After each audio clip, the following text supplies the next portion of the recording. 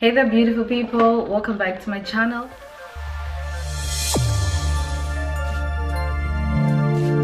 I will go ahead and do my eyebrows. So the hardest time in my life was 2015 up to 2016. That was the most difficult part of my life.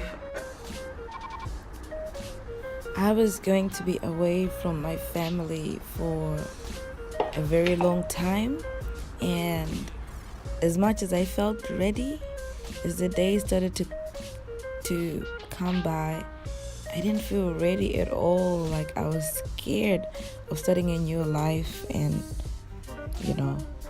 being a new person. When it was not time for me to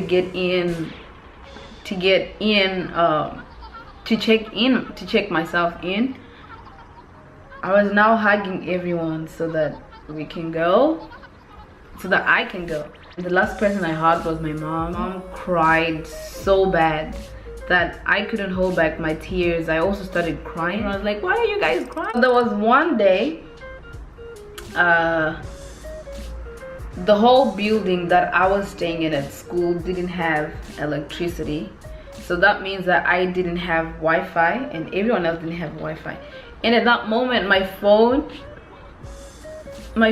data was not working. I just don't know why and how, but it was not working. So I spent the whole day without talking to my mom. Called me on my phone and then she was like, how come you didn't talk to me the whole day? You know, I'm worried, are you okay? And things like that. I was like, no, I'm okay. I had to tell her what was going on. She started to tell me how work was going, how things were a little bit slow at that moment. Not superstitious at all, but to tell you that ever since I had got to China, the moment that was supposed to make me so happy was somehow draining.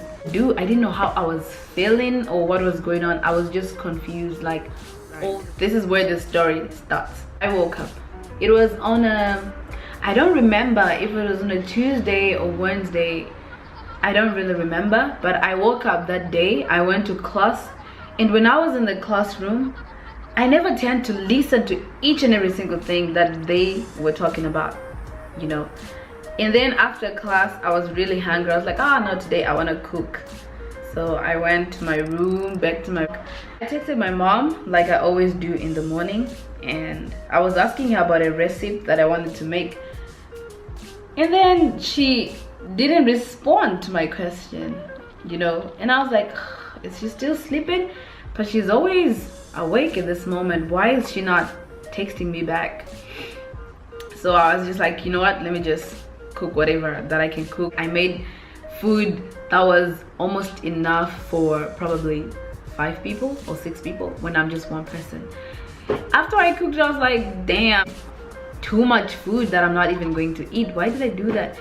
And then guess what, I was not hungry anymore because the food was just too much for me to look at. I was just not hungry. I left my food inside.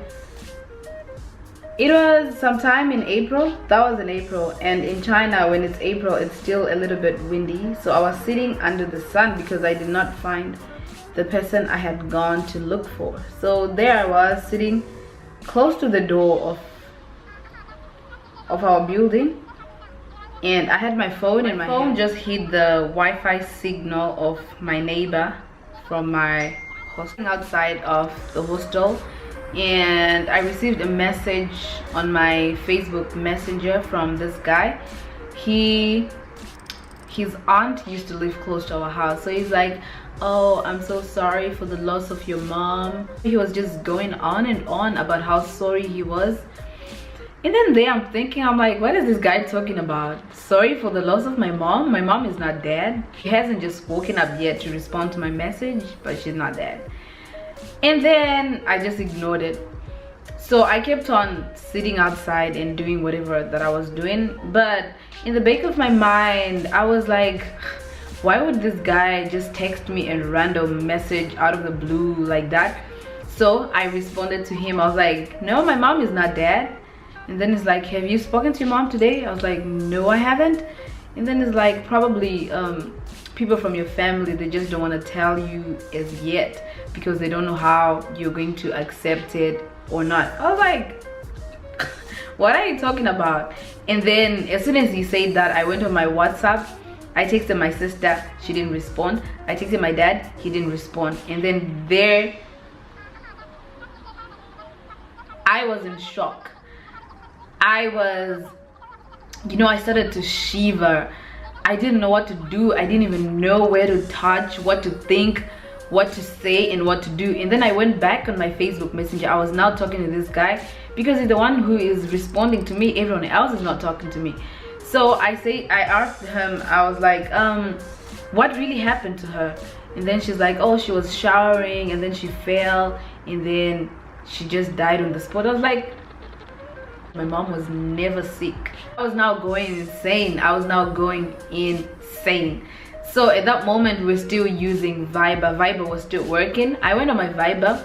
I tried to call my uncle. He didn't respond. But he would always respond all the time. And he didn't respond. Oh my God, did I just start crying? I was crying. I called him the second time. So the second time I called him, my grandma picked up the phone. And then she's like, oh, hi Bella, how are you? I was like, I'm good. How are you? And then she said, I'm fine. And then I asked her, why are you answering Andrew's phone? Where is Andrew? And how come you were with Andrew at this moment of the day? This is very weird. And I'm thinking in the back of my mind, my mom's body is already at the funeral parlor because she has answered the phone. And then she's like, no, Andrew had come to visit me to do a few things at my workplace, so he has forgotten his phone in the car. He will come back to collect it.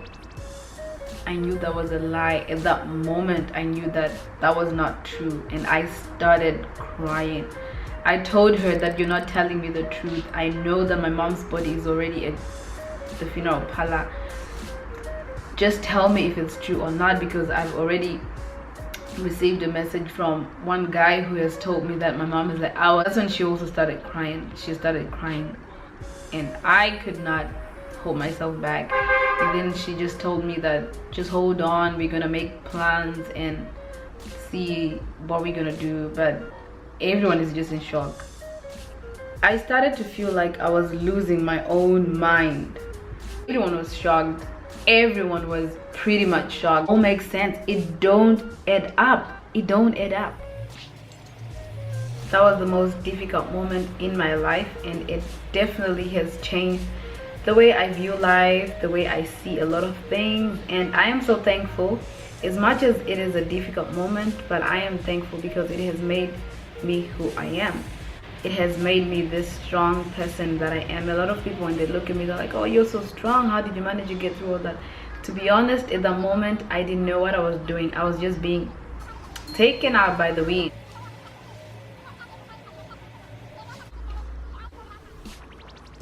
Don't forget to like and comment on this video, subscribe and tap on that notification bell so that you'll be notified each time when I post a new video.